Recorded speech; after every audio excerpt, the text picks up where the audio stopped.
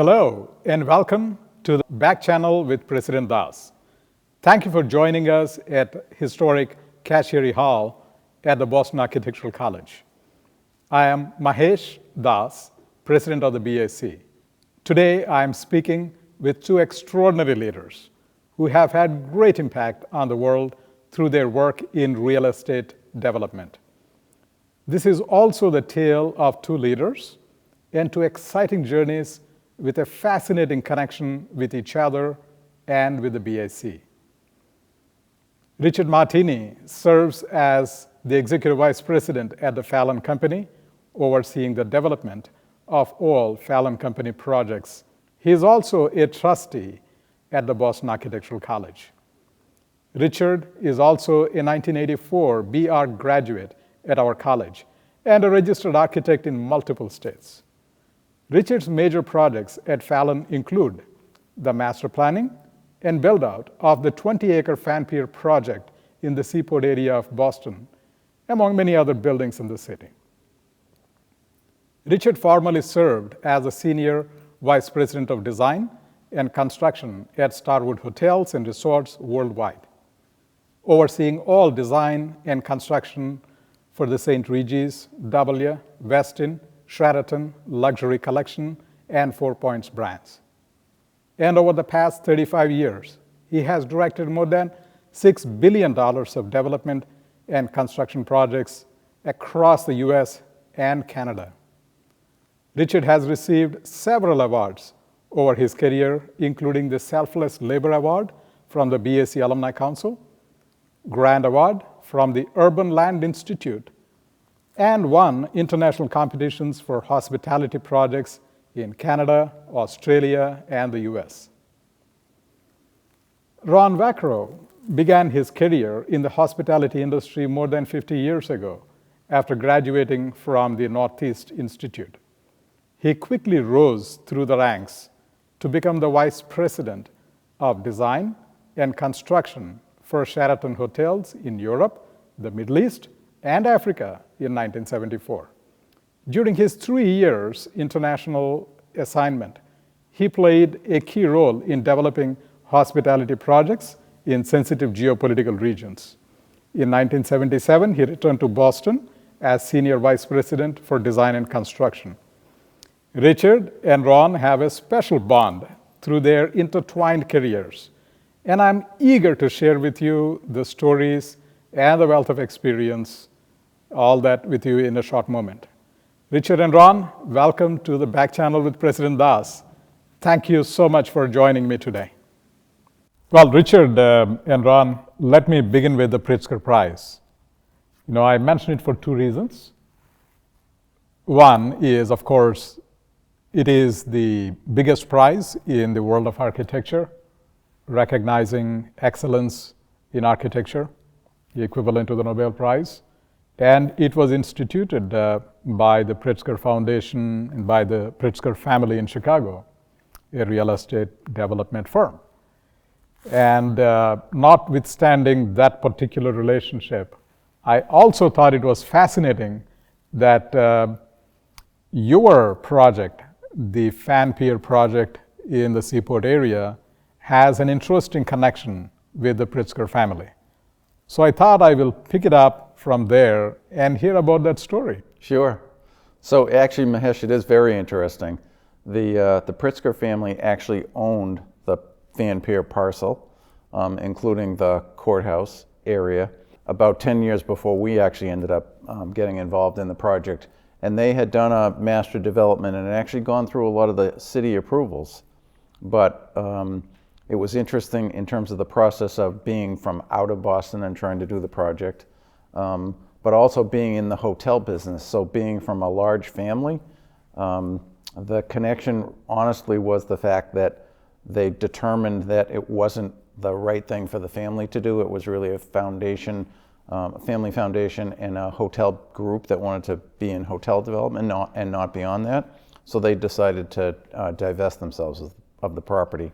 And we came into a somewhat competition to go after the property and buy it, and that was the connection to the Pritzker. So just a small connection. think overall, and honestly, we look at it more from the viewpoint of how do people use it and do they enjoy it. And I have to say, the diversity and the international flavor of people that are there visiting all the time, I think it's the most photographed location in the area, not necessarily the buildings, but the area, the parks, downtown, and probably more wedding proposals and weddings and engagements have occurred at Fan Pier than anywhere else in Boston by far. It's amazing how many happen on a daily basis. And Ron, I'm going to pick it up with the Hudson Yards project, sure, which is, of course, an iconic project in New York, now famous around the world. And I know that you started on that project from the scratch. Yes. Could you share the story of how it got started and looking back, what you think about it? Well, the Related's involvement in Hudson Yards, they tried for it initially, didn't win the proposal.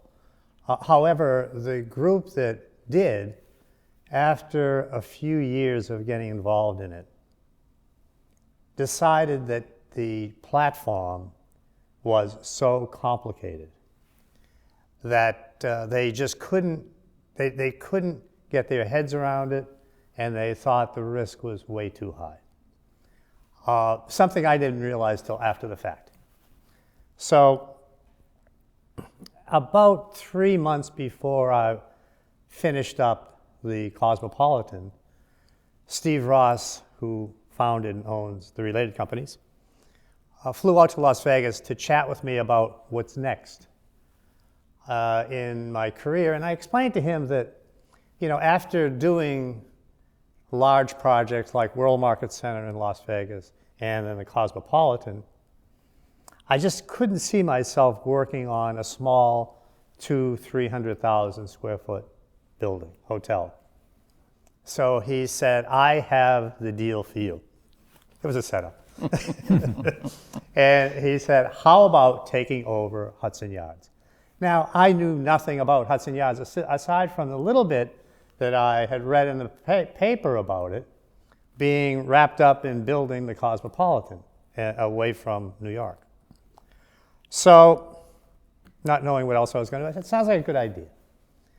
And finished up the Cosmo, moved back to New York, and took over the project that had 3 or 4 junior people involved initially. And built a team and brought on board the architects and started just to lead the project. And we decided that our first building, now called 10 Hudson Yards, would be built on one sliver of land that consisted of Hudson Yards that was on terra firma, no platform. So we started working on that, and simultaneously started working on how to figure out the platform and what was going to go on top of it. And you realize as you're doing that you had the difficulties and challenges of working with the Long Island Railroad, and you had to keep the rail yard operating. As a storage yard, it had 34 tracks. It was full every night, full every morning during the day. And how do you build a hotel over a full operating rail yard? Interesting challenge. But then Amtrak came in as we were getting really serious and said, hey, by the way, we have to put a new tunnel in under Hudson Yards, basically bifurcating the site so that we have future access to the tunnel that we have to put in under the Hudson River. And initially I'd said, okay, fine, big deal. Then when we looked at it, it would have set us back by 2 years easily in our schedule. So one of our first challenges is how to deal with that. And ultimately, we convinced them to allow us, Related, to become a fixed price developer of the tunnel. And they had never, ever agreed to have a developer build one of their critical pieces of infrastructure. But we worked around with inspections and all that. And it worked out fine. Yeah, and at what point, I know that two very popular projects are The Vessel by Thomas Heatherwick and The Shed by Diller Scofidio. Yep. What point did they come into conversation? The Shed was earlier on in the project. We had a sliver that we donated, and we had to work closely with Diller Scofidio, and Wackrow was also involved in coordinating. Really, that was more just an initial access entryway. How is it going to fit on the site initially? And again, that was on terra firma, so it wasn't tying up the platform, which I had to get going. And the vessel was going to sit in the middle of the site, and all we started off with is something in the middle. And it went from being maybe it's an ice skating rink, it went the entire spectrum. And Steve Ross looked at hundreds of artists, hundreds of proposals, landed on the vessel. And it was and you had to work with the artist, and because it had to be buildable. And we ended up having all the steel fabricated in Italy, brought it over on a ship, brought it into the harbor on a barge, took it off and brought it up the West Side Highway, had to close it at night. The logistics were incredible because the members were so huge. And, but again, it turned out to be, I think it was just another series of, gee whiz, how do we do this? And simply figuring it out. Well, Ron, you made it possible. It worked, yes. Yeah, no, that is, I think, a phenomenal contribution to the city and to the world of architecture.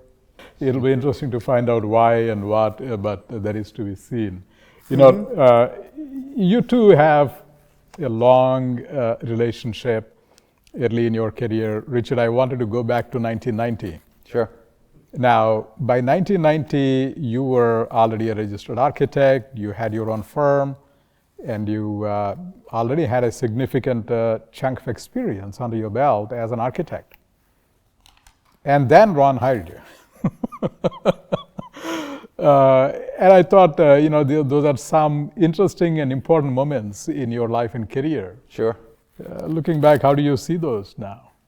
So it's interesting, I think when you look back and you look at the different major things that change your career, that was a point in time where I had a small office. I did a good variety of projects, really enjoyed it, but it was also one of several recessions we've both worked through, and you understand those impacts.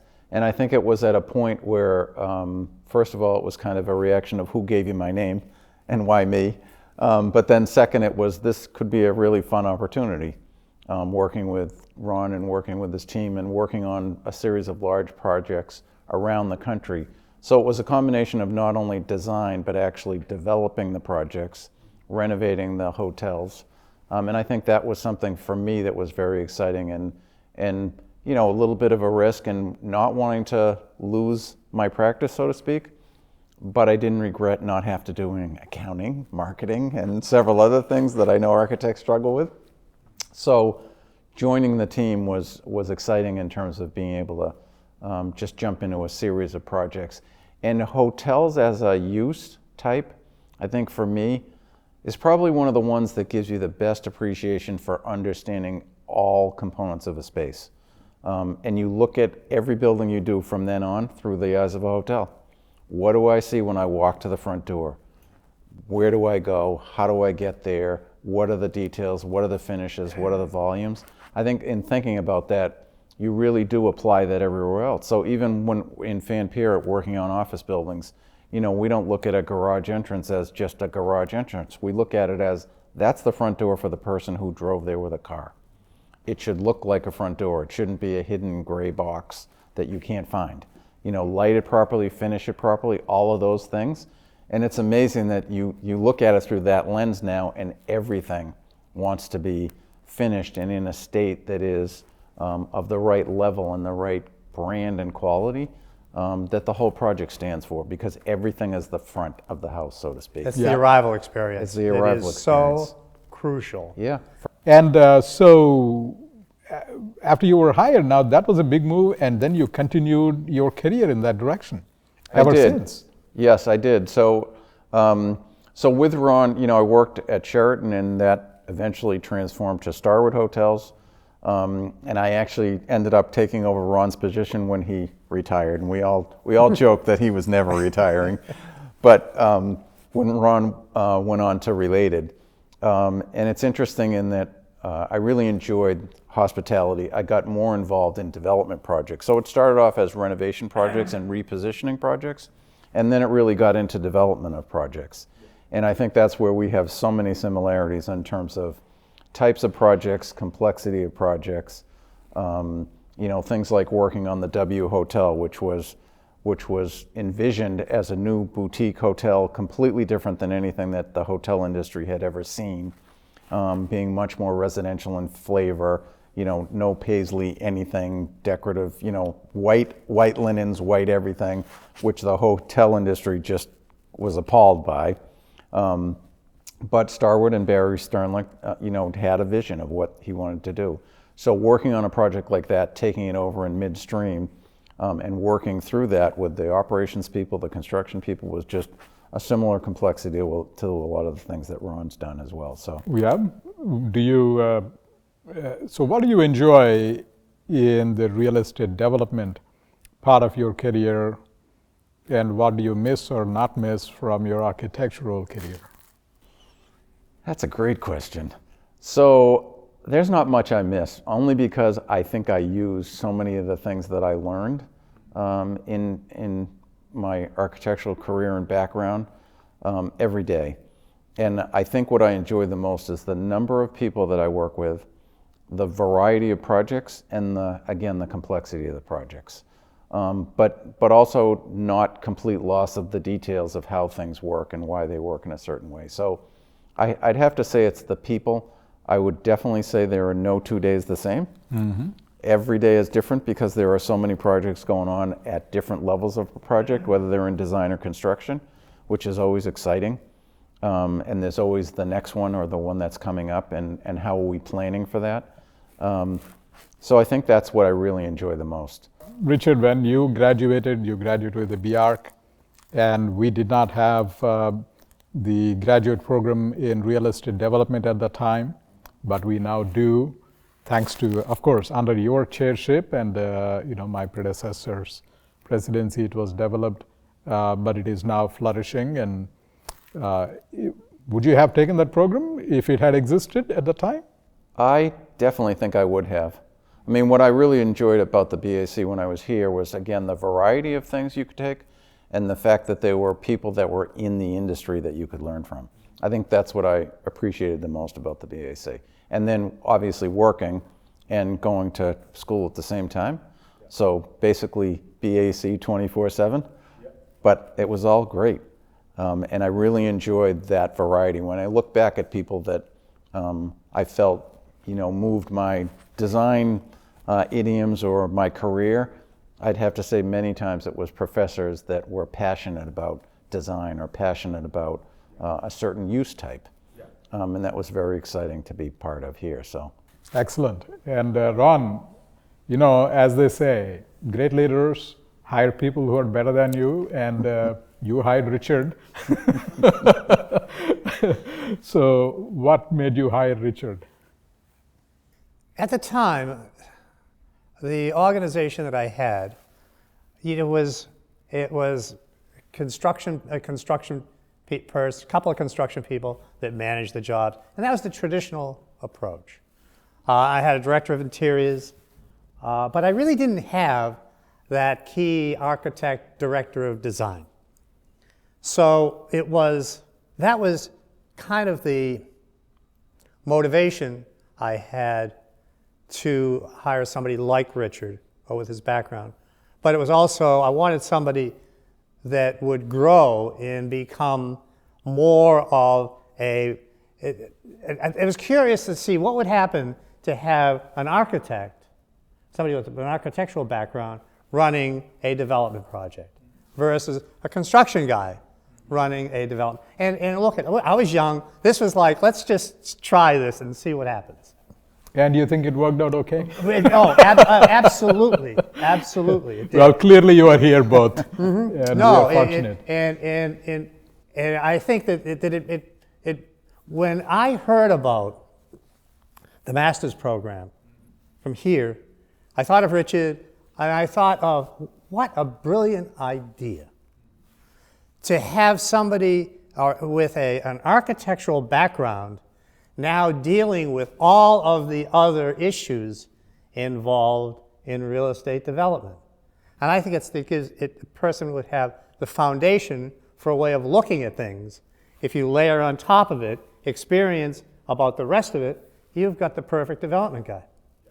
There you go. Absolutely. And I think that is such a serendipity. And now here we are at this moment in time and in the stage of your life and career that we are having this conversation. So, and also, as I look at the world today, so many development people are coming out of an MBA program where they know nothing about architecture, design, engineering, site plan, any of the issues except the financial side. And I think that if people that have a more rounded approach to all of the issues and phases and disciplines involved in real estate development, they have a leg up over everybody. Well, let me ask you, say that Richard walked into your office and he had the Master of Design Studies and in real estate development, something like that at that point of time, but also architectural background, or maybe not. How would you have seen that differently? I think I may have been more attracted to it, but it was, to me, the important piece of the hire was the architectural background piece. I was going to grow the rest. And that was going to be more of an experiment to see what happened. And he knows this, so it's just, hey, Rich, go try this. Yeah, exactly. Great. And Ron, going further back, now we are traveling back in time, and we went to 1990. And I'd like to take us back further to 1974, when you had an opportunity. And I think you said opportunity of a lifetime, and I'm curious to hear all about it and learn the story. It is a funny story. I had, after I was with Related for a couple, I started off with Related as an design engineer and realized I didn't want to do that for the rest of my life, quickly. So I resigned after about 6 months, and fortunately, for whatever reason, it's still a mystery to me, is they decided to offer me to go into the management training program. 2-year program. At the time, you had to be a graduate of Cornell or one of the hotel schools. So they waived that. A 2-year program, and you lived at a hotel for a month, did something, moved to another hotel, did something else. So after 2 years, you really knew the hotel business. Left for a while and went to a private, small little development company. And I actually built my first hotel that was the 125-room Sheraton Pocono Inn in, I think it was 71, 72. And I was away from Sheraton for 3 years, 2 or 3 years, doing these motor inns. And Sheraton called me. And actually, initially, I thought they had the wrong number. And they called me up and asked me if I wanted to be director of design and construction for Europe, Africa, and the Middle East. I had never been on a plane, A, to Europe, B, stayed in a 5-star, even 4-star hotel. And it was just, so talk about them being underqualified, absolutely. So I took the job and moved to Europe, and it turned out to be an incredible experience. And I worked in Iran, worked with the Shah and his wife Faradiba on a project there. Tel Aviv, probably made some of the best friends I'll ever have there. Cairo, and this is all simultaneously. In Kuwait, and I think that, and I knew, the first meeting I had outside of my office in Brussels was in Iran. And I went down and met the project architect who had already been selected, a gentleman by the name of Hank Brennan of the firm Brennan Beer and Gorman. At the time, one of the largest, most respected hotel architectural firms in the country, maybe in the world. Had dinner with Hank Brennan that night, and I said to him, you know, just so you know, I am way over my head and I'm not qualified for this job. I just started. And he looked at me in shock and he said, okay, we will figure that out. And he's still a close friend after so many years. But and I think that you had to understand what you didn't know. And if you grasped that, it was easy. You were just drawing upon, because you're hiring some of the smartest, brightest people that you could find. They knew what they were doing. All they had to do was be directed. And had the years I spent in Europe, in primarily the Middle East, were, without a doubt, they changed my career. I don't think I ever would have achieved what I've achieved without having spent those years there working on those projects. Because I came back and I went from being, who's he, to a hotelier, because he lived in Europe. Now, you were centered in Brussels. Brussels, yes. And then you were flying around, essentially. Every week I would leave Monday, typically come back Friday. Yeah. You know, what amazes me, Ron, is at that time, and of course it continues to be, but particularly at the time, the Arab-Israeli conflict was raging. Mm-hmm. And you were essentially doing projects in a very sensitive region and located in rival countries. Yes, it was, particularly the Cairo, Tel Aviv projects were, in order to go from one to the other, which I do almost every week, is I would have to fly, if I went to Cairo, I would have to fly back to Athens. I had 2 passports and fly down to Tel Aviv.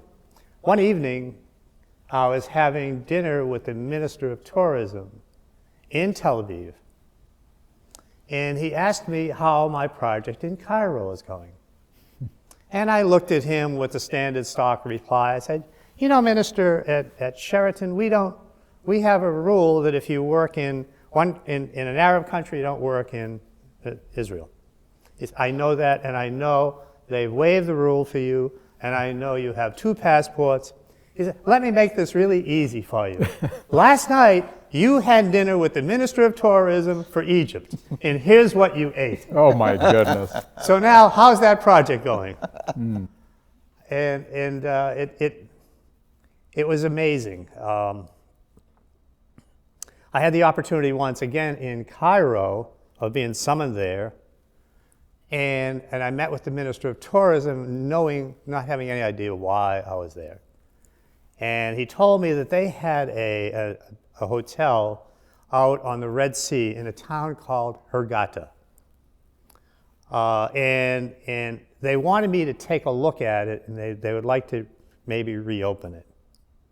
So the war was still going on. So they arranged for me to take a military plane from Cairo to Hurghada, flying over, artillery batteries with guns pointed at the plane. The pilots probably came back, don't worry about it, they were our people. Okay. Landed, went to look at the building, and I was in a state of shock. It was about an 8-story circular tower, about 8 stories. And it honestly looked like a piece of Swiss cheese. There were so many holes in it. So I spent an hour going around, kind of getting into the building, went back. Following day, I met with the Minister of Tourism again. And I said to him, this is a waste of time. You just should tear the building down, has no value whatsoever, and build a new hotel. And he said, excuse me. And he came back, and 10 minutes later, Anwar Sadat walked into the room. Now, I guess maybe I'm 27 at this time. And he came up to me and said, Mr. Wackrow, you have to understand, we want to send a message to the world and a message to the Israelis. A big part of that message is going to be rebuilding this hotel. Okay. So we were under construction in about 4 months, doing stuff. Didn't matter what we were doing, as long as we had it looked like we were under construction. So yes, I had an amazing few years there. And soon after that hotel was built, something major happened in the region. Well, they reached a peace agreement while we were just moving dirt around and just saying, hey, this, and it was remarkable. Funny byproduct of that is years and years later, my son was applying for the Secret Service. And they came and did a very deep background check. And 2 agents came to my apartment, and they started talking to me about that period of time. I said, well, what do you think? What do you think? We don't know what you were doing, and we want to find out. He said, if you look at your itinerary, it almost mirrored Kissinger's. That's funny. It said, we don't think you were in the CIA, but you could have been. And they had no clue what I was up to. So shall we say this is real estate diplomacy? That it is remarkable that architecture and real estate development play a role and have always played a role, of course, in the political dynamics anywhere in the world. But it's fascinating to hear about the story where you were right in the middle of all of that. Yes, and it reminds me of speaking of architecture and design, is when I was dealing with the Shah of Iran on that project. His wife got deeply involved in design, and one of her biggest concerns was how we could provide sunshade for all of the taxis that would be lining up and keep the drivers cool. And, sitting there to think that the president's wife is thinking about that was kind of remarkable. And we all know what happened there, but it was, they had their big concern. Her concern was all about people. His concern is this has to be the tallest, biggest, best in the Middle East. And we could, as the project evolved, we kept making it taller and taller and taller because another country was announced something higher. Richard, I know that you have stories where, taking risk is part of innovation and accomplishing great things. And being risk aware and mitigating and all that is what helps. I know that you have stories about where you had to take a risk. Yeah, I mean, I think it's funny because it's similar in terms of what Ron said. Again, at the W Hotel in New York, I was the new guy and just started at Starwood, and there was a group from Starwood who didn't have as much experience in hotels and development, and were sent there. And there was a guy that was trying to travel from Arizona every week to go to New York, spend 2 days there to run the project, and go back and think that everything was okay in the other 5 days of the week, and it wasn't. And I realized, similar to Ron, that I needed to basically move in and understand the project, and walked in the very first day to a large meeting with the person that was running the job, with 40 contractors and subcontractors, and listening to the tone of the conversation, and basically not hearing any direction about where they were going next other than we're working here, here, and here. And at the end of the project, at the end of the meeting, somebody handed me a piece of paper and said, here's I need you to sign this. This is the overtime. for this weekend that we need to do. And I forget, it was a large sum of money. And I said, what's the schedule? Why am I spending money on overtime? And they said, well, we really don't have a schedule. I said, here's your piece of paper, I'm not signing anything. I said, in 3 days, you're gonna have a complete schedule. We're gonna go through all the details of this project. We're gonna have a completion date. We're gonna have a budget. We're gonna have all these things. And they looked at me like, who are you kidding? And I said, either that or we'll stop tomorrow. And they understood from that point forward, and you gave them direction, and you know, that you learned all the issues of the problem, a design that was not complete. So they're working with drawings that are changing constantly, which they loved, because it was like, well, here's the next change, write this change order, somebody will sign it. It was every ingredient for how a project can fail. And it was a renovation and new construction on top. So just the whole bowl of soup. And it's amazing that as you walked around and the contractors understood that you knew how they worked, you respected what they did. To Ron's point, I could do many of the trades, whether it was electrical or plumbing or whatever, because I had done it at some point, even renovating a house, and you knew how all those parts went together, and how they had to stack in a hotel or a building. It was interesting to go through that process and have them see, okay, this guy knows what we're talking about. We can't pull one over on him, or we can try, but he's going to call somebody that's going to know. So it's getting all the people around the table. And honestly, in 30 days, we had a schedule and a budget, and we made both of those. I joked with Ron that one of the guys at Starwood, who was a principal, bet me his Mercedes that I would never finish on time or on schedule, because they had watched it implode for the past year and a half. And to this day, he's never given the Mercedes, but I met the deadline. But it opened to a huge, celebrity New York opening, gala opening. I literally had, because nothing could go wrong, we literally had a room where we had a key 2 or 3 people from every trade. So if the lights went out, they could fix it immediately. If the air conditioning didn't work, all of those things. And it all came off, without a hitch, thank goodness. But that's the kind of thing that you just have to understand all those backgrounds and all those people, and really work with them and respect each other. And that's how things get done. And I think that's how leadership works, is really those people understanding those things. And of course, it was also a hotel that was unique in terms of nothing had ever been done. So there was a lot of custom components to it. Within the rooms and outside of the rooms. It was also a Rockwell design, as Ron knows. And so just making sure those get implemented, the latest, greatest technology, all of those things, was a challenge. But everyone working together, understanding we're doing this unique product, and I'm going to have my name on it. All of those people felt invested in it, and drive by with their kids or bring their grandkids, and I built that kind of thing, which is awesome. Yeah. It's, Richard, in a way, it does not surprise me that a BAC graduate has done that. But I thought maybe it's an opportunity to talk about how has the BAC education prepared you for that moment? I think that moment, and frankly, just a lot of the things that I look at now, it's very interesting. I think that the BAC taught me to look at things so broadly, and again, through a variety of professors, so there was never one right answer. There was never one correct solution. There were several solutions, and there were priorities or compromises within those. But I think understanding that has always helped me to look at how else can we do it, how can we do it better.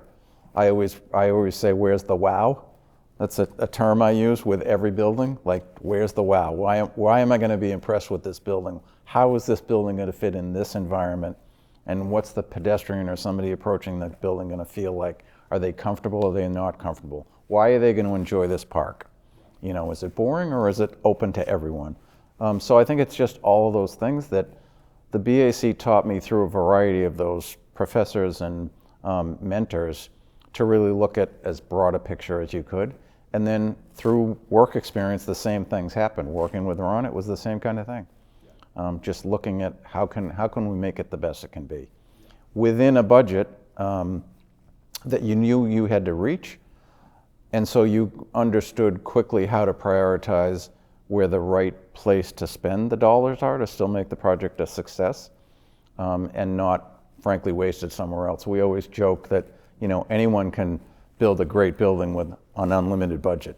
Yeah. But that's not the point. The point Yeah. is, how do you build it within a budget and really make it as successful as you can? And I think that's something that we've both done throughout our careers. That's Yeah. probably been the most enjoyable part of it. It really has, yes.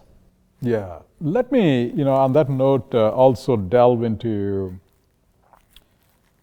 first a couple of things about your formative years and, going further back beyond your BSc education to your childhood days. What were the roots of how far back do you trace your vision or at least a hunch of the direction that you're going to take, that you are today? This is the really way back machine. This is going to sound ridiculous, but probably the sandbox. When you play and just build anything possible. And it developed from there into, being able to go into the woods and build shelters and forts and all those things that, you thought were neat to do. But I think it was all of those things. And I think it was also the combination of coming from a large family and having a really, again, diverse individuals within a family, which again always amazes me how different people within the same family can be, each with their own traits and individual directions. But being able to work with a group of people moving forward through a variety of things in life, and it's everything from camping and survival in camping to surviving in a large group. I think it's that big a picture. But I always enjoyed making models. Even in high school, I built an entire house out of little, balsa, when you used to be able to buy little balsa wood. You probably still can, but, Yeah. And doing the siding and the roof and projections Yeah. and the inside and the furniture and everything, just Yeah. building those things when I was in, middle school Yeah. was just a lot of fun. Yeah. And then taking that further in high school and doing different, what used to be called shop, I'd have no idea what it's called today, but working with the tools and working with wood, and so I think it's a lot of those things. But then I don't want to say there's a certain amount of luck, but I think there's certainly a certain amount of trial and error. Yep. So as I started to get into college and working, I definitely went into several different backgrounds in terms of experience. So I worked with an engineering firm, I worked with a surveying firm, I worked with architectural firms. Going through that series of work experiences really showed me what I liked and didn't like, but also again had a respect for the people that did what they did. But I think more than anything, it was just that broad vision of always wanting to see all those pieces and then being able to put all the pieces together. Yeah. And so I think that's from my point of view. Would you say that life and career are never straight lines? That they're all squigglies, and you learn more in the process. You've tried a few things, and then you try something else, and then you really hit on opportunities. I wonder, let me ask you, how do you know something is a good opportunity? Great question. So let me just go back to squiggly for a minute. So I think mine was a little squiggly, or I'll call it a series of varying lines to a point and then changing the direction again. But I think there was a point that I finally reached to what Ron said, which was enjoying the whole process, so the whole design, construction, development process and all the parts and pieces. And once you reach that and you want to be really good at it, it's something you want to do 24/7, and it's something that you want to see each project come together and have the similar success. And I think once you reach that, there's nothing else squiggly about it. Frankly, it's more like a V that just gets wider because you do more of them or different projects.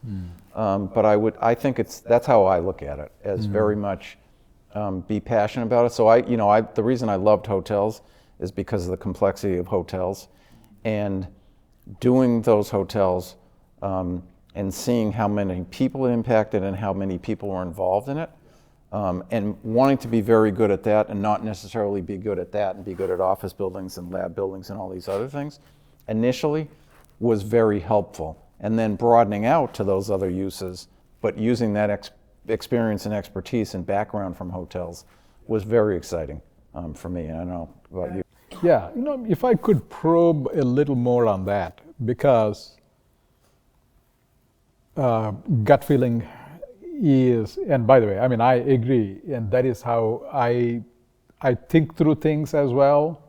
But when it comes to decision, I just sit with what my heart tells me.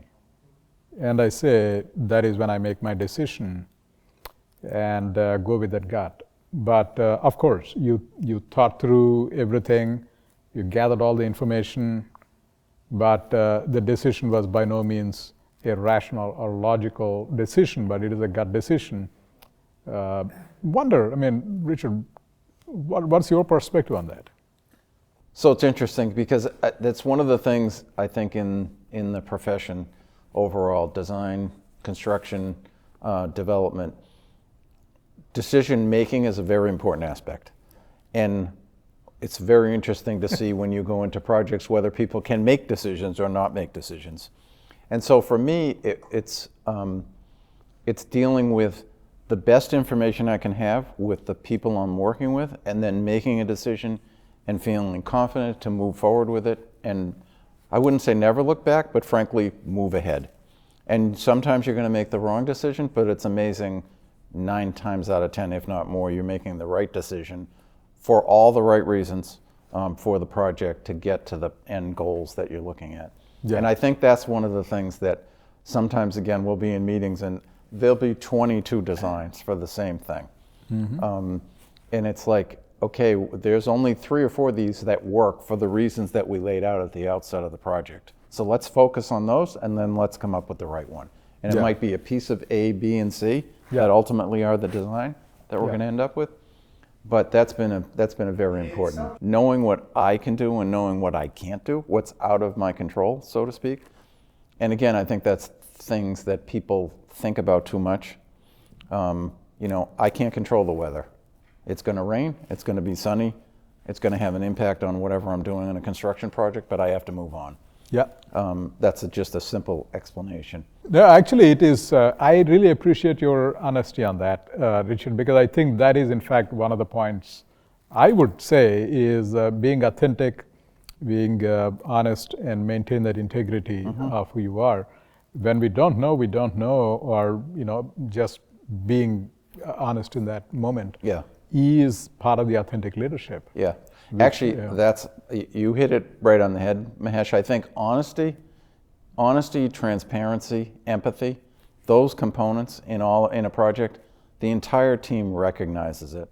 They know when they come ask you a question or give you an issue or tell you a problem, that you're going to work with them to solve the problem. And it's again another thing that I say constantly. Bad news is worse the 2nd, 3rd, and 4th day. It's still bad news, but it's just getting worse the more you put it off. If somebody comes to tell me that something is wrong or needs to be fixed, then let's fix it and let's pay attention to it. Yeah. If you wait and prolong it and delay it because you don't want to tell someone, it just gets severely worse day by day. And I'm sure you've run into the same thing, Ron. Yeah, and I think that integrity, it's interesting. It goes through everything. So it goes through, when you talk to designers and you send out an RFP for design proposals, or you get bidding for a major project, retaining that integrity and not sharing that and what I'll call shopping it, so to speak, negotiating with the person you want to negotiate with, but respecting that process and not sharing it, because again, that's the first thing that's going to happen in a market you go into where somebody says, hey, I heard such and such number is X on the street. You don't want to be part of that. You've just ruined your reputation anywhere you go.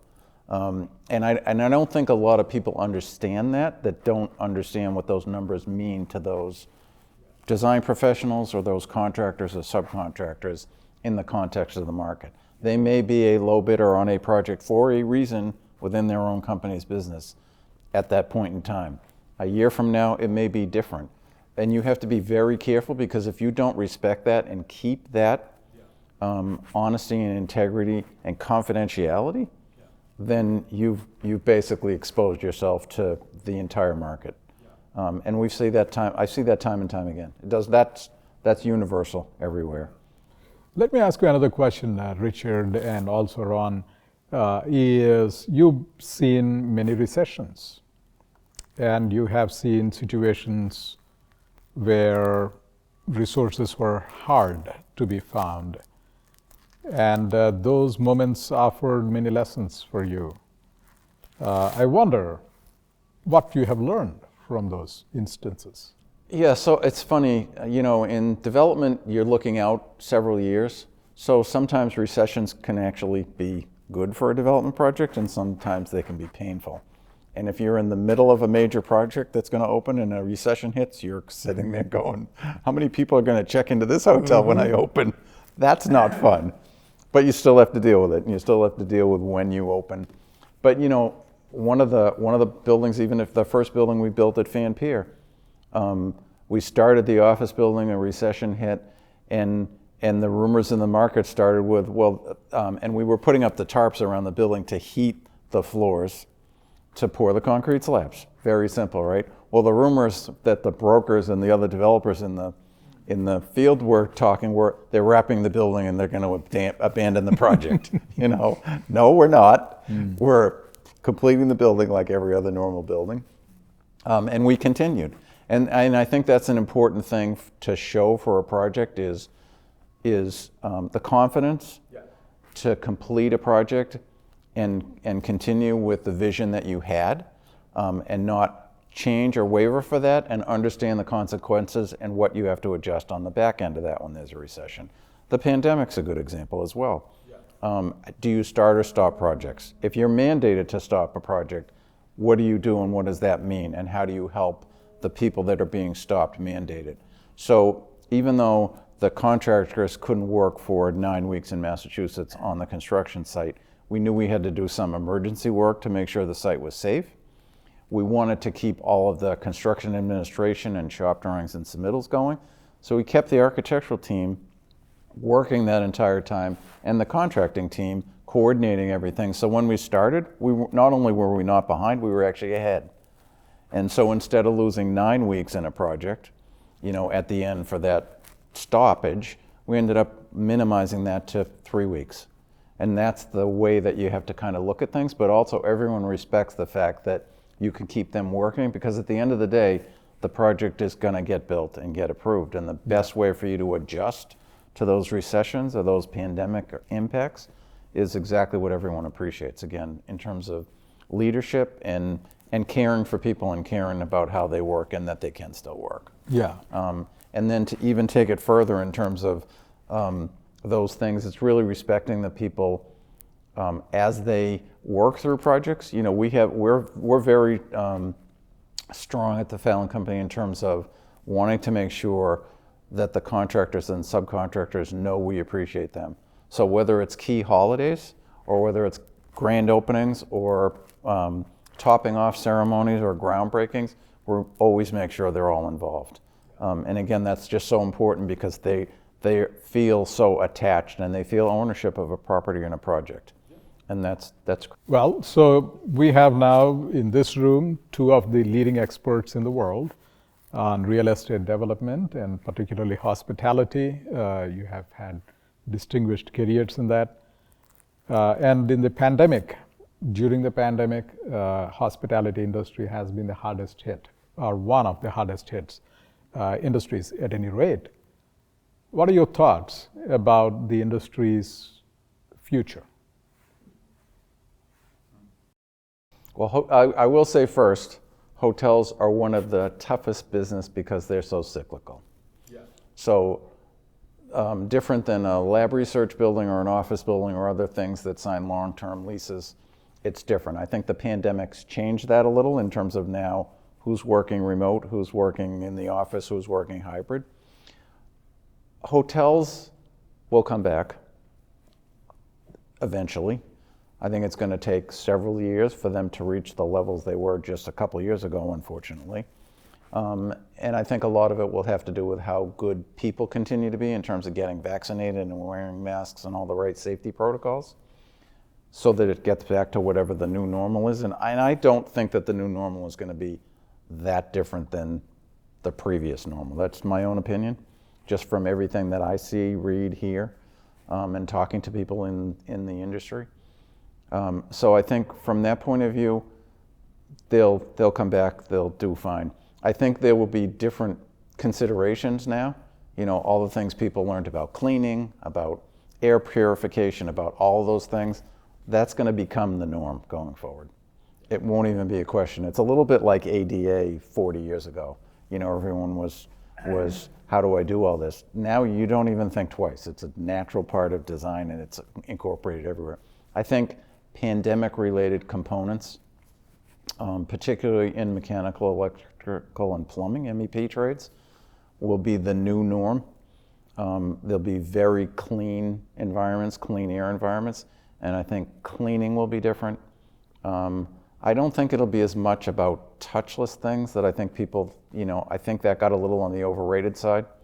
There are some funny things that I've seen that people have done with, you know, like just something as simple as a paper towel holder, right? So a paper towel holder in a wall with a trash can below it, and there's only one sheet hanging out, and you pull it down and you wipe your hands. You don't touch anything.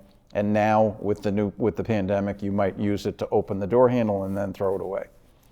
Somebody thought it was a brilliant idea to mount in front of that an automatic one that you have to motion sensor to drop it down.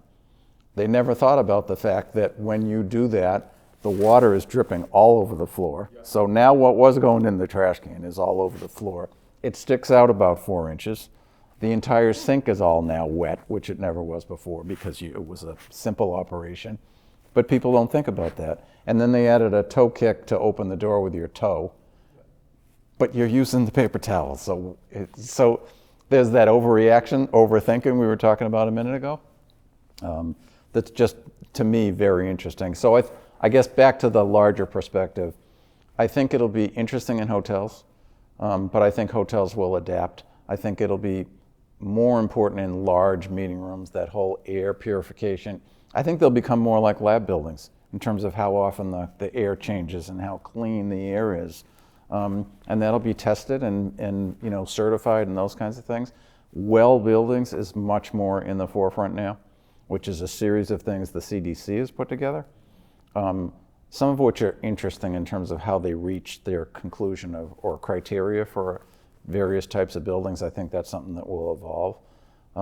But that's what I see, and then I think in other industries it'll be very interesting in terms of offices. I think more people will go back than not. I think there will be a huge hybrid population that does some days in, some days not in the office, working remote.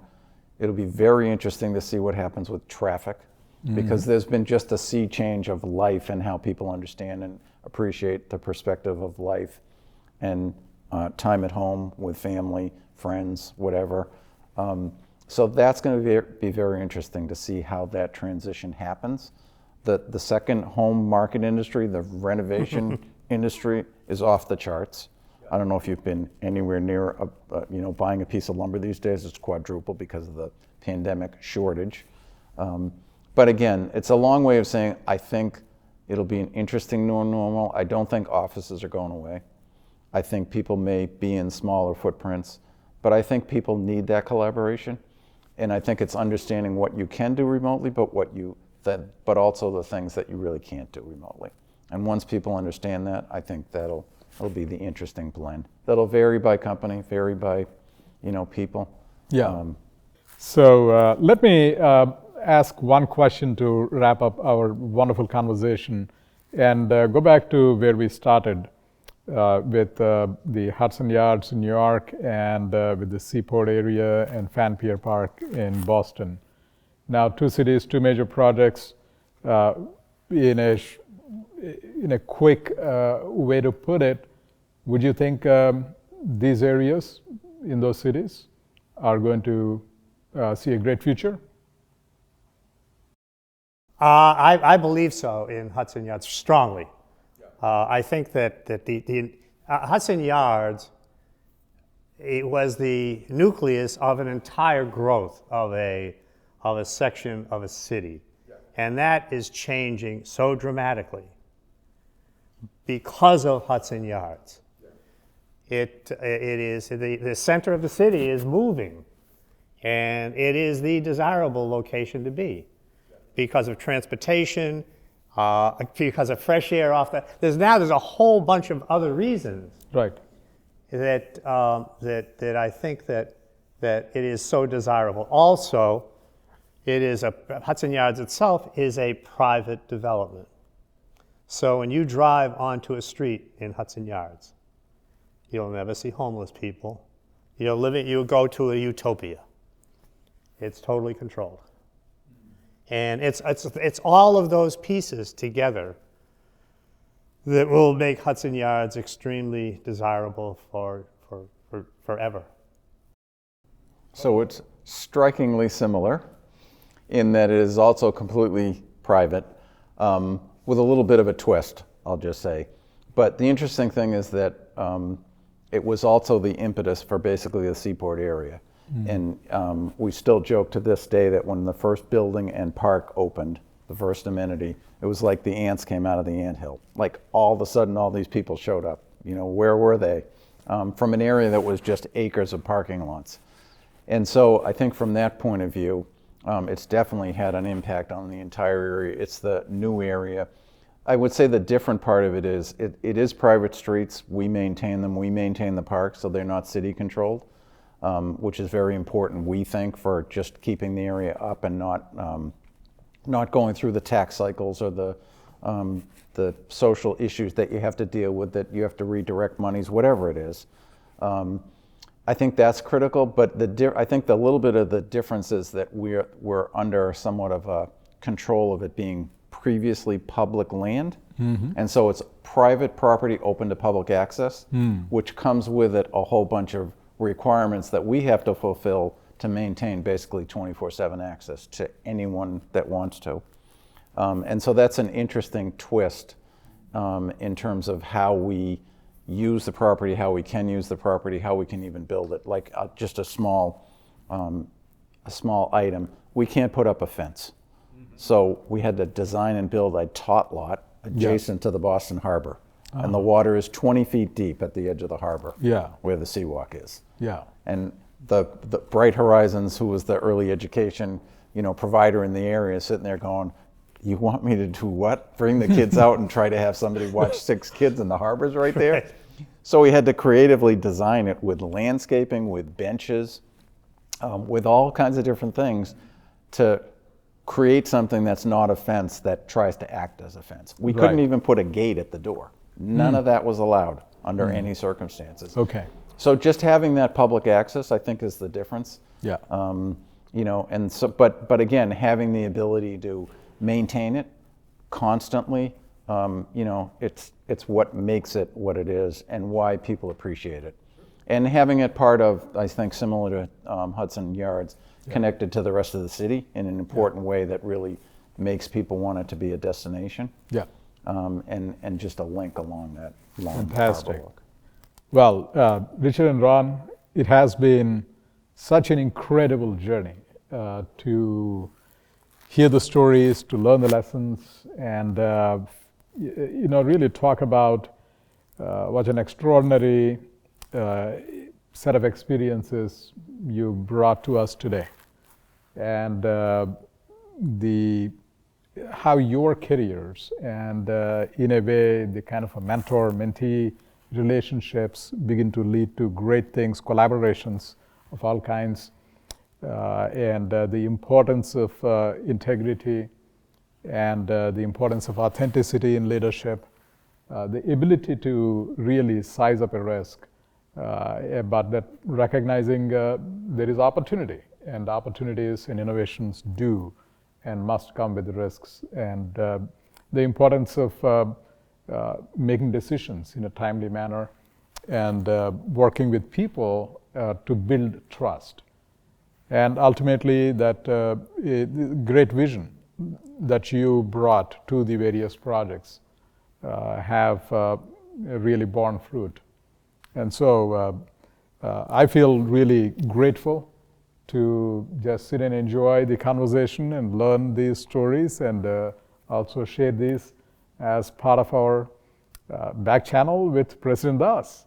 So thank you, and look forward to engaging you in the BAC community more as we move forward into the future. Well, thank you. It's been very enjoyable. Yes, thanks. It's been great. Thanks, Ron. Thank you. Great seeing you again. Great to see you.